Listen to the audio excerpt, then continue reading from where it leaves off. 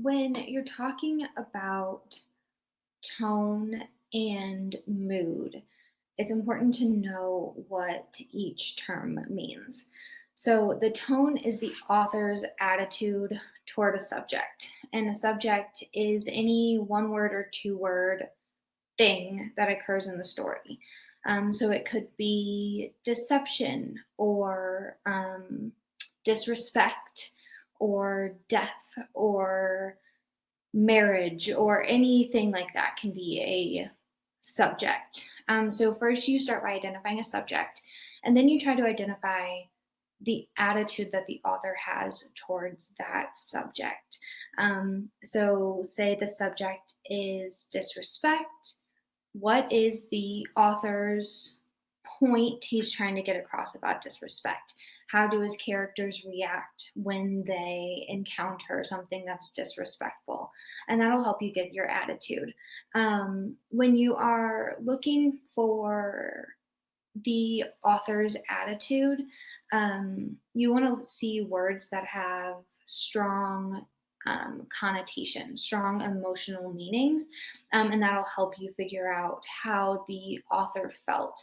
You also have to get clues based on how his characters react, because obviously Poe isn't telling us exactly how he feels in the story. We get how the characters are feeling. So you kind of also have to be a detective and work backwards to say, if his characters react in this way, then I can assume that he feels this way. So once you identify a subject and an attitude, then you can go to how that makes you feel, which is the mood. So that's your reaction. And no reaction is wrong as long as you can support it with evidence. So you say, when the author adapted this tone, I felt this way, or the mood was this way. And so, again, as long as you can back it up with evidence, no mood is incorrect.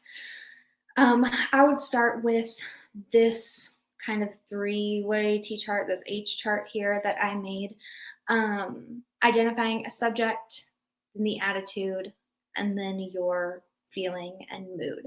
And that kind of helps you see the correlation between tone, these two things here, and then mood, which can help you answer that third question there. I also noticed that your teacher is asking you to identify tone and mood at various parts in the work. So it's important to remember the kind of plot chart here, the typical plot arc, story arc that you see. In short stories, the exposition and the resolution are sometimes almost entirely non-existent. So you really focus on this middle pyramid part here, the rising action, the climax, and then the falling action. So what I would do if I were approaching this assignment is I would identify a subject, attitude, and mood from each, the rising action, the climax, and the falling action, to make sure that you identify tone and mood from different parts of the work.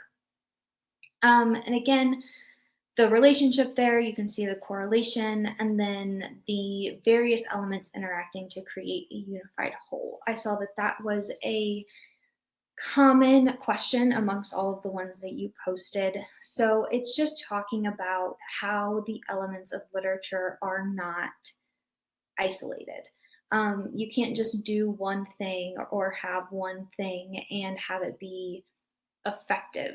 So there we talk about what was the effect of all of the different techniques, literary elements that Poe used, and how were they unified? How did they support each other as opposed to work against each other?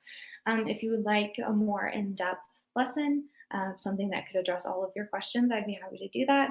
Otherwise, I hope that this technique and approach helps you with at least this part of the question.